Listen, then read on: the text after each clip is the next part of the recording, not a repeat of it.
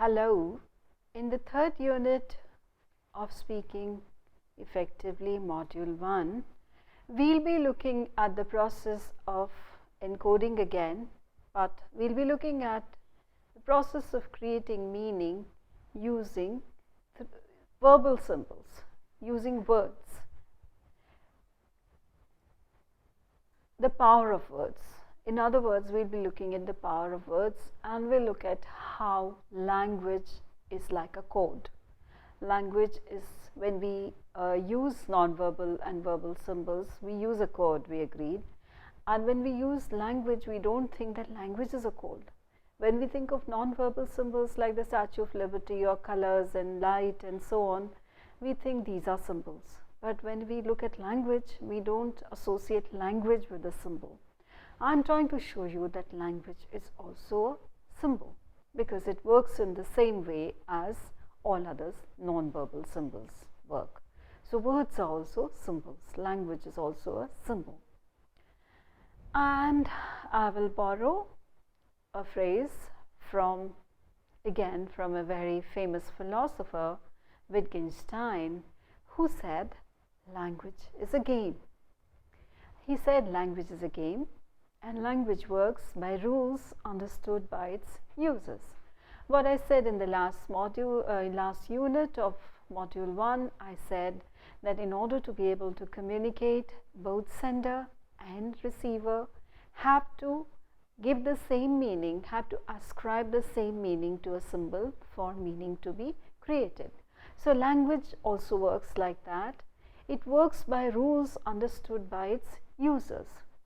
It cannot be understood, it cannot be considered independent of the players. Like we saw in the case of non-verbal symbols, when we said Kolkata, it cannot be understood independent of the sender and the receivers, or senders and receivers, who ascribe different meaning to the same geographical space which we call Kolkata.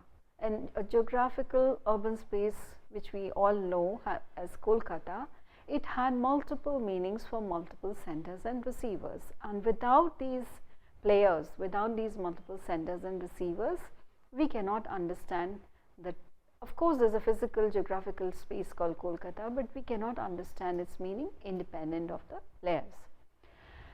And I said earlier, as in the inferential model of communication, meaning is something which is created together, produced by both sender and receiver, and meaning is really a product of the system of rules.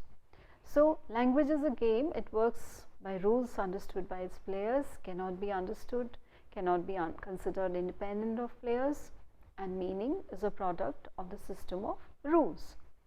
Now, what do we mean by this? What we mean by this is, suppose when you were a child, did you do the chur language, in which you added chur before every word, and only you and your friend could guess the meaning of what you were saying? What was the rule? That before every word you will add the letter chur, and that new language which is born, only you and your friend will be able to decipher the language. And the same thing happens in other codes when we are ascribing meaning in a language, that unless you know the rules, like here the rule was use of chur before every word, unless both the sender and receiver know the rules, they will make a mistake. I am sure all of you, or many of you at least, watch Hindi films, and we find that in Hindi films, particularly gangster films, the gangsters have their own code, like computer programmers have their code. Gangsters have a code, and if you are familiar with the idiom of Hindi film, you would also by now be acquainted or well versed in the code of the gangsters depicted in Hindi films. We don't know whether actual gangsters use this code or not, but from the Hindi film we have become acquainted with this code language of gangsters, where you say, where a gangster tells the other gangster where money is rokda and bomb blast is shadi. So, both the gangsters, suppose two gangsters have decided that they are going to bomb a site, and they are not going to say, they are speaking on the telephone, one is not going to tell the other, go and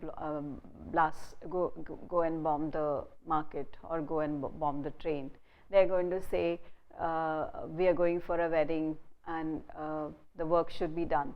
So it's a secretly coded language which both the gangsters know, but the people who are, maybe their phones are tapped and police officers are listening to their phone line, and by now I hope that even the people who are listening to their phone line now know the code language, but they have learned to couch their real meaning in very innocuous, simple language which others are unable to guess, because they keep changing. Unlike the Hindi film, they keep changing the code every day, so that people who are listening in are not able to decipher the meaning.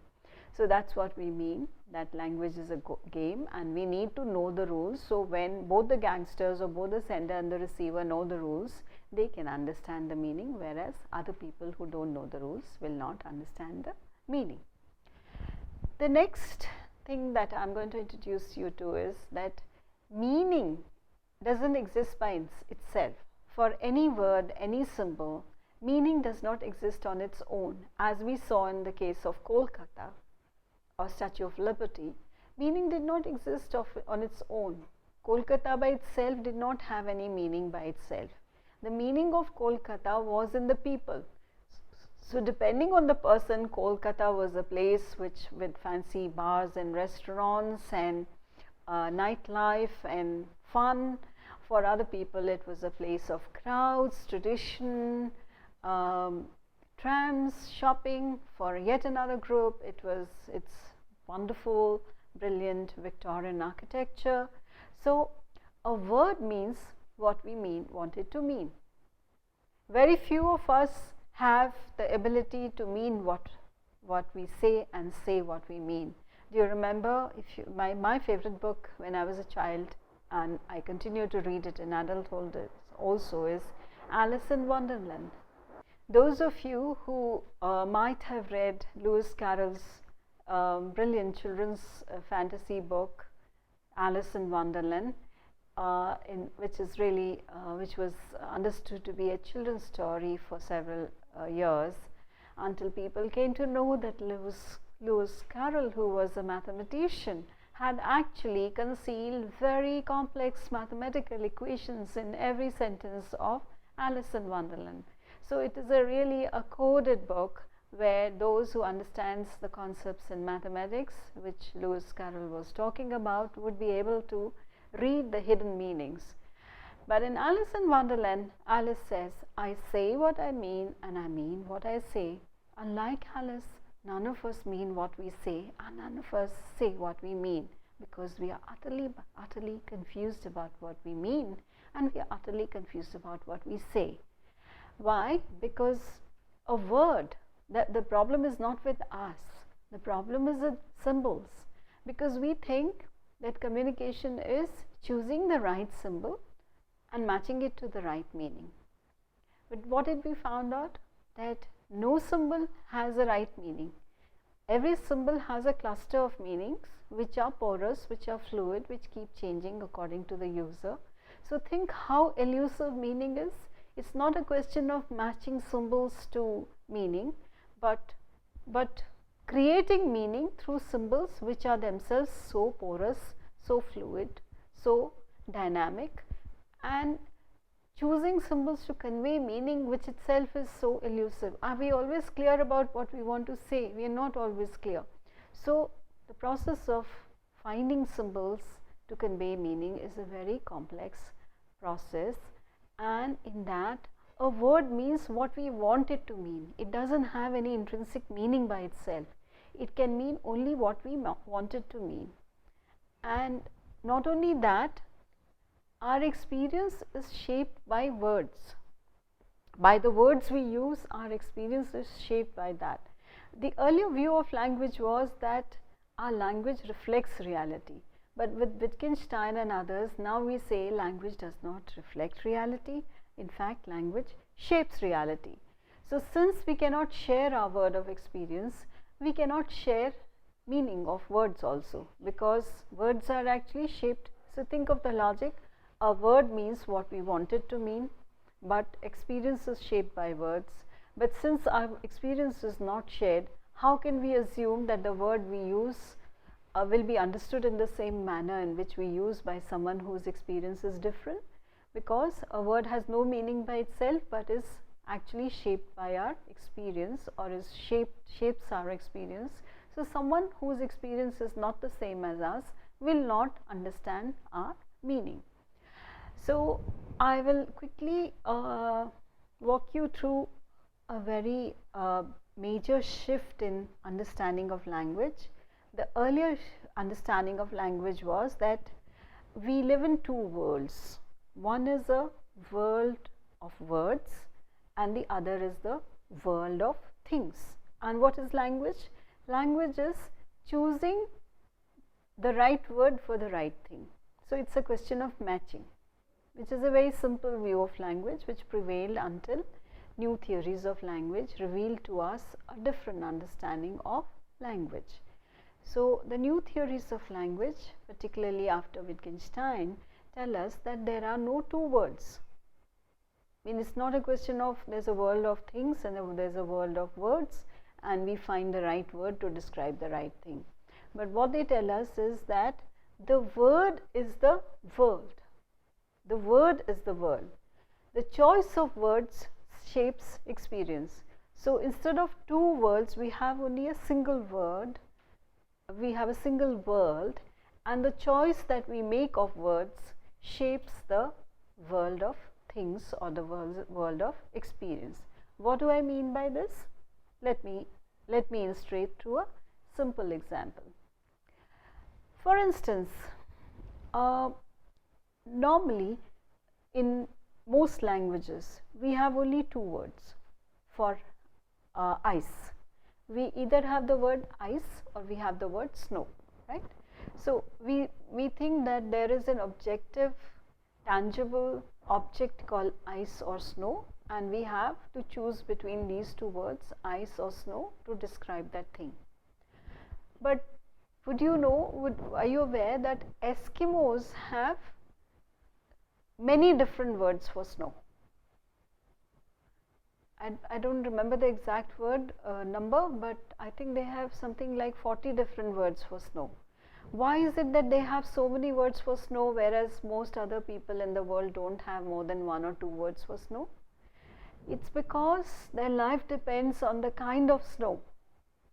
So because of that, they need to know the exact difference between, say, 17 or 20 or whatever number kinds of snows that exist.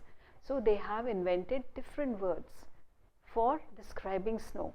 So snow is not an independent thing which is common to all speakers of the world, but snow is something which is created by the different words for snow which have been given by certain speakers, which are not given by other speakers. So what we are saying is that the world of things or world of experience is not identical for all speakers of all languages. It differs. It's produced by the language itself. It's created by the language instead of reflecting the language. If this example is not clear, let me give you another example from closer home. In most Indian languages, we have different words to describe, to talk about different kinds of relationships. For instance, we have the word mama, we have the word chacha, we have the word taya, we have the word fufa, we have the word mosa, we have the word choto mama or bada mama. Now, why is it that these words do not exist in the English language, which have only one word, which is uncle? Whereas in Indian languages, we have 5 or 6 words to describe different kinds of uncles to whom we are related differently. Why is it so? Because in India, we have the notion of extended family, and our relationships with different members of the family are structured by a different set of roles. Whereas in the West, the family is more, for a longer time, it's been a nuclear unit. First of all, we don't have such large extended families, and even if they are, it's the relationship with different kinds of members of the family are not so nuanced as they are in India. So that's why if you yourself think of your relationship, I'm sure your relationship with your mama is very different from your relationship with your taya. Why? Because one is a more friendly kind of relationship, the other is a more reverential kind of relationship, because of that person's relationship with your own parent, your mother or your father. That also structures your transactions or your interactions with that member of the family. So what we are saying is that one way of, in the earlier theory we were saying that there is only different kinds of relationships, and different languages have different words which are translatable to describe these relationships. Now we are saying that the words we choose, the number of words we choose, the divisions we make in language, in relationship signifiers or snow signifiers, that itself creates the reality for us. It doesn't reflect the reality or experience, but it creates the reality. So the choice of words shapes experience. So we have three theories of meaning: referential, perceptual and behavioral. Now we come to the most important thing, words. Why is it that we are not able to find the right word? The problem is finding the right word, and we are not able to find the right word. Why is that? Because words are very tricky things. Most words that we use, they do not separate facts from guesses. Whereas the way we speak, we state as if something is a fact, whereas what it is really is a guess. So suppose we say that Devdas or Mother India is the best film ever made. Okay, so suppose I make a statement like this: Godfather is the best film ever made, or Mother India is the best film ever made. Okay, normally we do make statements like this, but how do we know whether Mother India is the best film ever made? There might be people who disagree. Or how do we know that Godfather is the best film ever made? Does everyone think that Godfather is the best film ever made? But we do tend to make statements in which, because when we are forced to use words, and when we use words tend to confuse facts and inferences. What is an inference? When you derive information based on certain information. Okay. Now usually when we make an inference, it's based on incomplete information. So suppose you say that Mother India is the best film ever made. Probably you have not seen all the films made all over the world, and that's why only on the basis of your knowledge of Hindi films you say Mother India is the best film ever made. Or you've seen only Hollywood films and you say Godfather is the best film ever made. So your inference that Godfather is the best film ever made is an inference. It's not a fact. It's based on incomplete information. So whenever we use language, unfortunately, we tend to confuse facts and inferences. When we speak as if it's a fact. My wife is the most beautiful woman on earth. A lot of people would say it. Or my daughter is the best daughter in the world. Now is that a fact? No, it's an inference. So you say that my wife was Miss India 1994. So Abhishek Bachchan can say, since she was Miss India 1994, my wife Aishwarya Rai Bachchan is the most beautiful woman on earth, because through that award she was given, through the title she was given, it becomes a fact. But for most other people, when they say that my wife is the most beautiful woman in the world, it's just an inference, it's not a fact. Now every opinion is a statement about ourselves. So when you say my wife is the most beautiful woman on earth, what are you trying to say? You are trying to say that the way your wife looks, that's your idea of beauty. That's one. The other statement that you are making by yourself, because she's my wife, she has to be the most beautiful woman on earth. So words always tend to distort reality. They they appear as if we are stating facts, but they tend to distort reality somewhat. Words tend to push things into either or categories. Say we say he's a very good worker, we say he's a very bad worker, she's a very lazy worker, she's a very hard efficient worker. When we use words like this, adjectives like this, we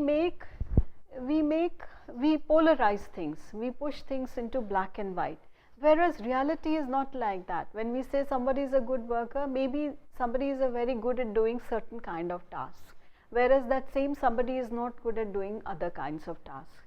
So when we say someone is lazy, maybe someone is slow but is a perfectionist. So we are actually pushing things into either or categories, black and white categories, polarizing things, whereas reality is a shade of grey rather than black and white. So what should we do? What should we do to avoid using verbal symbols in a way that they create?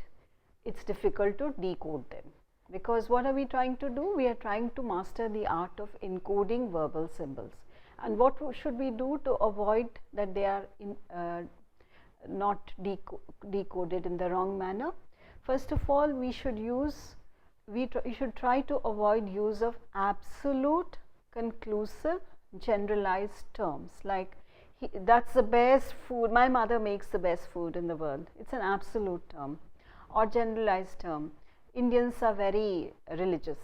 Every Indian is not religious, but we say Indians are very religious people. Bengalis are very cultured people, Punjabis have no culture. We hear statements like this, but some Punjabis might be cultured, some Bengalis might not be cultured, but we do make statements of this kind.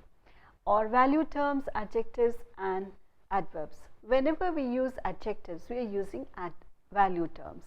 So either we are using positive or we are using negative. You say he's a very good student, he's a very bad student, she's a very beautiful girl, she's a very ugly girl, he's a very tall guy, he's a very handsome guy, he's not a handsome guy, he's a brilliant student, he's not a brilliant student. So the moment we use words like this, we are using value terms, and we should avoid using adjectives. Identifying unconfusing facts with inferences. As I said earlier, we must always make a distinction between facts and inferences. So you can say, in my opinion, my wife is the most beautiful woman in the world. Or, since she won the Miss World title in 1994, Aishwarya Rai Bachchan is the most beautiful woman in the world. So you're using some support to show why an inference is not a fact. So when you use buffers of this kind, by saying in my opinion, up to this date, Cleopatra has been regarded as the most beautiful woman for centuries, as goes the opinion of most people. So there you are saying you're supporting it by authority. Bypassing polarization, frozen evaluation are other problems. What is polarization? As we said earlier, he is very good, he is very bad. That's polarization. Or what is frozen evaluation? Frozen evaluation is somebody might, when we use terms based on our opinion of someone in the past, and we don't change that opinion. Say when you were a kid, you were not good in studies and your brother was brilliant. But what happens whenever you go to families, they say, "Oh, to padhai mein acha nahi tha. He was not good in studies, he was always playing, but his brother was brilliant." But what happened? Maybe in your childhood you were not serious about studies, but when you finished, by the time you entered high school, you started taking your studies seriously, and maybe you excelled over your brother. You got a better job than your brother. But in the family circles, it's very difficult to get over frozen evaluation, because what is believed to be true for one time is believed to be true for all times. And you have famous examples of people who are considered quite brilliant or quite attractive later in life. Think of say the acme of beauty, say the famous film star Rekha. It's said that when she was a child, she was considered an ugly duckling, and in her family she is still considered an ugly duckling, even though she's the pin-up girl of the whole of India, if not many other parts of the world. Or the cricketer Imran Khan once shared the story that even though the world thinks he's a most handsome, one of the most handsome men in, or not only on the field of cricket, but also in the world, he was considered unattractive ugly by his family because he had small eyes. So so you imagine that somebody like Imran Khan, who is considered one of the, signifiers of male good looks, is considered himself unattractive because his family thought he's not attractive, and that's an example of frozen evaluation. Semantics. What can we do to improve clarity in our encoding of messages so that our messages don't misfire? Indexing, dating, etc., quotation marks and hyphens. Indexing. So you say as of now, so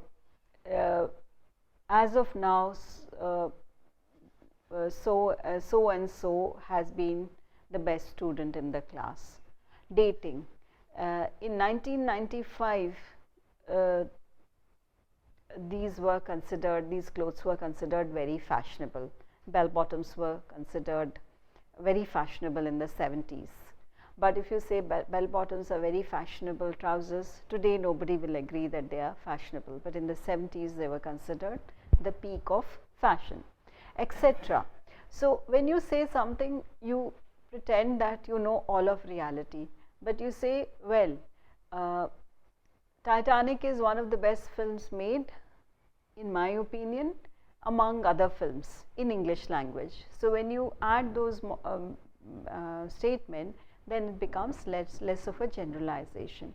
And finally, you use quotation marks and hyphens to say that, in my opinion, Sholay is the best film ever made in the history of Indian cinema. Maybe others don't agree with you, but in your opinion, you think it's the best film. Now, clarity and ambiguity. Use unequivocal terms to avoid misunderstanding. Don't use words which are equivocal. What are equivocal? Words which have double meaning. If you remember your Macbeth, in the Macbeth, what happens? The witches equivocate. And many of us tend to use words which have double meaning. Now, we should try to avoid using words which have double meaning. Say, use lower level abstractions when clarity is essential. So, instead of saying, we had a huge audience for a play, you can say, the hall was 80% full when our play was staged. So, that is less abstract, it's a more concrete and brings more clarity. Avoid using excessive jargon. Very often in technical professions, for instance, computer scientists, doctors, they tend to use jargon. And when you're communicating with people in your own field, it works very well because it's a shorthand for getting your message across. But when you're talking to a lay person, then it creates confusion, because I want to know in simple words what happened. Like, I don't want to know whether a computer has how many GB. But if I want to know, I'll be able to do all my work on my computer for my basic needs. I don't need to know the GB, or I don't need to know the RAM, or whatever is important in computer speak. Avoid using brand and trigger words that arouse an emotional reaction. So whenever we use trigger words, like when you say, suppose you say, my wife is very fat, is she going to like it? Or very often students say, oh, that madam is very fat, that fat madam, or that fat sir, that old sir. Now these are trigger words.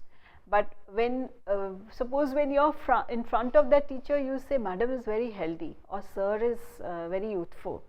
But behind their back, you say, oh, that fat lady, or you say that old man, all right? So depending on the situation, we use positive words or negative words, like fat or healthy, right? But what we need to do is we need to use neutral words. We need to use words that don't arouse any undesired emotional reaction. So I'll give you a quick checklist on the kind of words we use, and in the next session we'll practice each of these words. So first of all, use familiar words. 2, choose the short words. Don't use long words. When you're speaking, we are talking about speaking, not writing. use familiar words, choose the short words, use technical words carefully, select words with strength and vigor, use concrete language, avoid camouflaged verbs. I will go into each of those in the next session because I need to practice all of this with you in great detail. Let's run through this checklist in more detail now. Let's begin with familiar words. What do we mean by familiar words? When we are writing, we tend to we like to impress people by using a lot of complex words, by using technical jargon, by using very complex structures. But when we are speaking, we must remember to use very simple familiar words. Say, in this sentence, I have a sample. The machine has a tendency to develop excessive and unpleasant odial symptoms when operating at elevated temperatures. So, this is how I came across a sentence, and you can see it's very wordy, it's very complex, it uses too many words, it uses very complex words, and it's very confusing because it tends to use an unfamiliar word and a more complex word instead of using a simple word. Now, when we try to decode this message in simple words, this is what it is. The machine tends to get noisy when it runs hot. All the person is trying to say is the machine tends to get noisy when it runs hot. So, suppose you are explaining to your technical person, you are not explaining it to a you are not writing a research paper, you are just trying to tell the person, please try to use the machine carefully because it tends to get noisy when it runs hot. Instead of that, if you try to use the former sentence and use complex words, unfamiliar words, the person maybe who is not very familiar with the technical words or very complex language will get completely confused and your machine will get burnt out. Similarly, we tend to use short words. When we speak, we ought to use more short words than long words. So, when you use long words like you do in writing, it sounds like this. The decision was predicated on the assumption that an abundance of monetary funds was forthcoming. Now, this is a structure which you typically find in a research paper, which I myself tend to use in my research papers. This is my favorite word. The decision was predicated, or the argument is predicated on the assumption. So, using a very complex structure, you're using very long words because in writing we tend to be formal, and particularly in academic writing we tend to use very long words because it sounds very scholarly.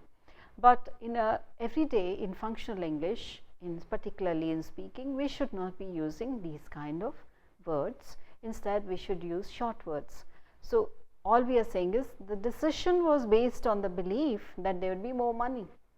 So, in a meeting, if you say the decision, I made this decision on the belief that there will be more money, instead of that, if you tell in a meeting, you tell people this was predicated on the assumption that an abundance of monetary funds was coming, people take a while to understand what are you saying. The third, now, one more point. We tend to think that short words are always simple words. Is it always so? And we also tend to think that short words are always familiar words. Some short words are not familiar. For instance, in India, if you use a very short word like naive, which is just a 5-letter word, everybody is not familiar with that word. Or you tend to use words which are loan words from other languages like chic or gauche or suave. These are words which have been borrowed in English by other languages like French, and fashionable people or erudite people or learned people tend to use these words in their everyday speech. But it's quite likely then you say, oh, my girlfriend is very chic, or that lady is very chic, which is usually it's used with women rather than men. Or you use the word Amitabh Bachchan is a very suave person. Now, it's a very short word, it's not a very long word. Sonam Kapoor is very chic, and Amitabh Bachchan is a very suave person. Now, while it might impress people who are familiar with these French words, others will get completely befuddled. What are you trying to say? So you might be able to guess by the visual image of these personalities, these celebrities, that this is what you're trying to say. But all short words are not familiar words. Just remember that. Some short words are actually unfamiliar. Let's come to technical language next. Particularly professionals tend to use technical language. Engineers, managers, academics tend to use a lot of technical language, and this technical language, which is very familiar to people in the same peer group or people in the same profession, doctors for instance, they tend to use medical terms for everything. It will be very confusing. Suppose I want to know, look, I've broken my kneecap. I don't want to know my patella is fractured. I just want to know whether it's my kneecap which is fractured, but the doctor would say your patella is fractured. Okay. So let's look at this example. These words would be clear to a seasoned railroader, but not to you. Now these are very simple words, mind you. They're not difficult words, but these are words like a code.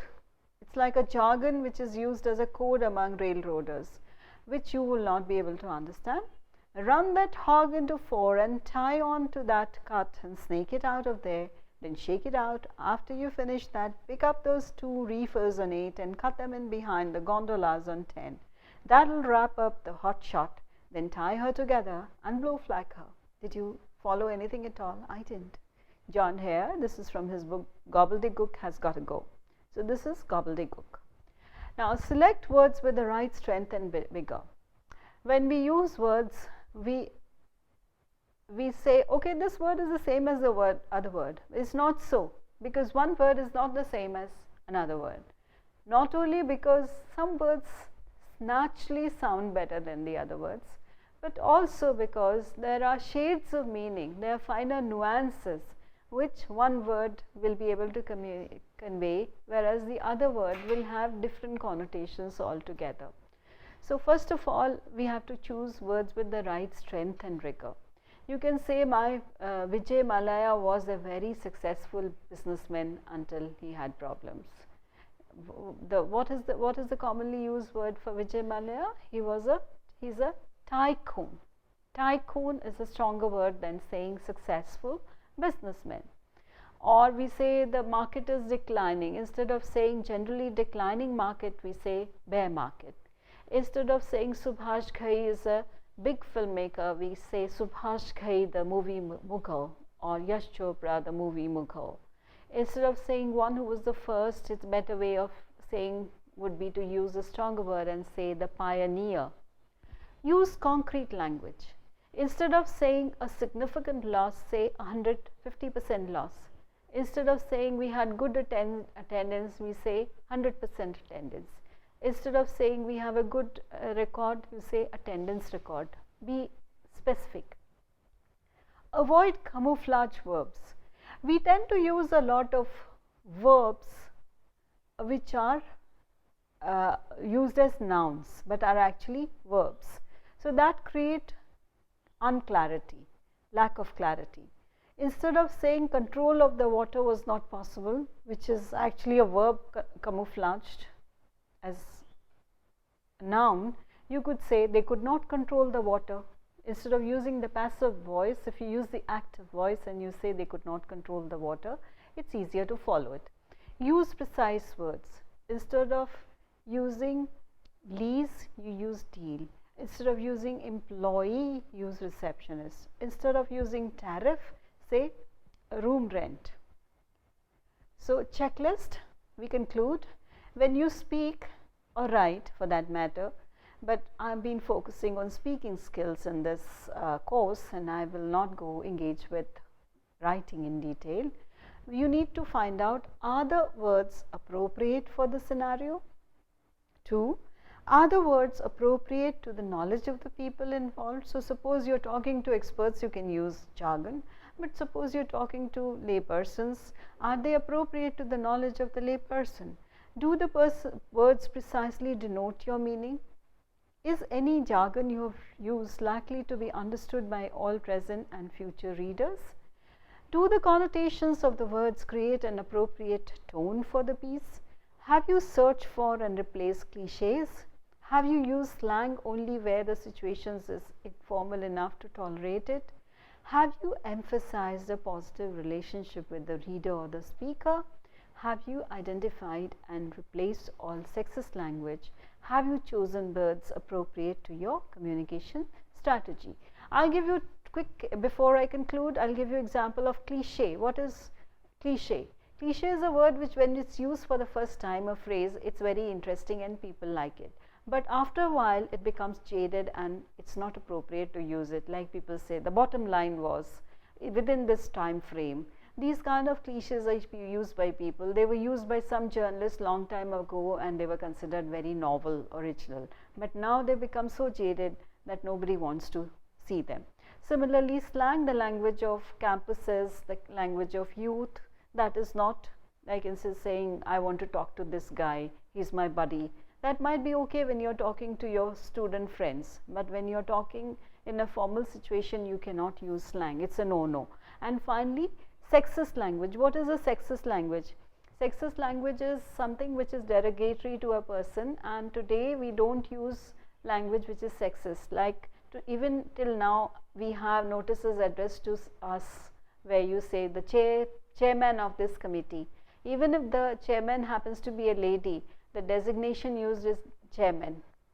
In IIT, for instance, the student is generically male. Whenever people are referring to the students, they'll say, if a student wants to write his exams later, let him write it. If a student wants to go on an internship, let him do it. Whereas we have a large number of female students now, or female faculty now, but a faculty and a student is always, in the old-fashioned use sexist language, is always a male. So that's why feminists have been campaigning for the removal of all sexist language from both speech and writing. So we don't say chairman, we say chairperson. We don't say author, we don't say poetess, we say poet. We don't say actress, we say actor. And we remove all traces of sexism for writing. So with this, I conclude my session on encoding messages using verbal symbols. And in the next module, in the next unit of this module, I'll move on to encoding messages non-verbally using non-verbal symbols. Thank you.